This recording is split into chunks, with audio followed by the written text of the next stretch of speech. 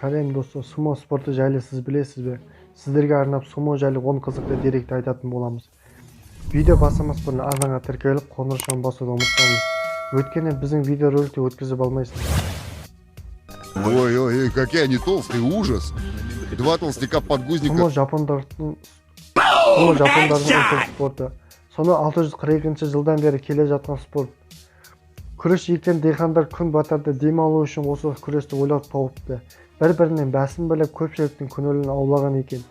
Содан бері сумоға құрмет өте күшті.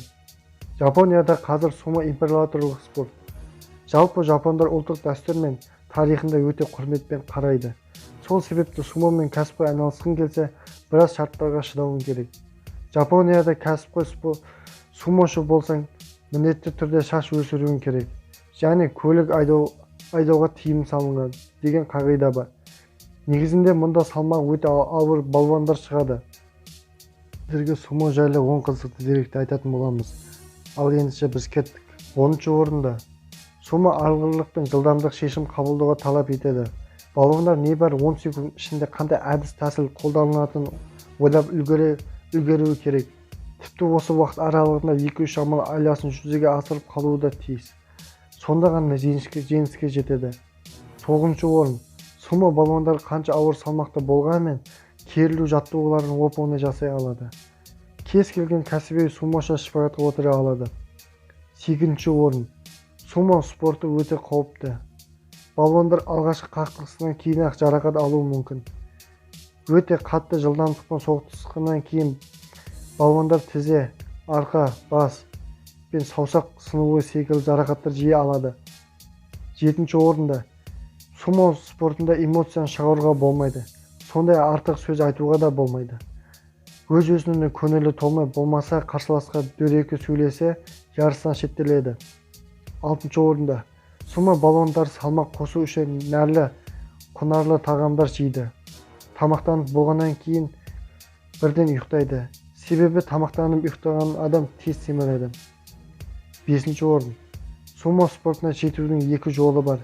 Бір қарсыластың денесін жерге тигізу, жеңу болса, екінші дохорей кілемнің шығарып жіберу. 4-ші орында. Сумо балуандары көлік айдауға болмайды. Саландай салмақ дәрежесінде болса да Жапония сумо балуандары көлік айдауға құқық берілмеген. Егер спортшы бұл ережені орындамайтын болса, қатаң жазаланады. Сондықтан да сумошылар көбіне жеке жүргізушілер мен болмаса арнайы шағын автобустар жалдайды екен. 3-ші орында. Сумо балуандары ұзақ өмір сүрмейді. Жапония халық жасының орташа өмір сүру ұзақтығы 82 жас болса, ал сумо спортшылары 60-65 жыл өмір сүреді екен. Себебі қанша жаттығу жасап, күшті бола түскенмен артық салмақ бауыр, жүрек, қант диабеті, қан қысымы секілді ауруларға ерте шалдықтырады екен. 2-ші орын. Сумо балуандары осы орта есеппен алғанда 35 жасында спорттық мансабын аяқтайды.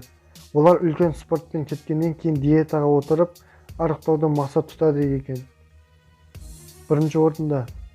Көшеге шықса міндетті түрде якота, яғни кимоно киіп шығуың міндет. Сумо балуандары қолының жуандығы қарапайым адамның санының жуандығымен бірдей болады. Негізі сумода 4 салмақ дәрежесі бойынша бәсекелер өтеді. Видео ұнаса әрине лайк басып арнаға тіркелуді ұмытпа. Өйткені біздің видео ролик өткізіп алмайсың. Ал ендісе келесі кездескенше.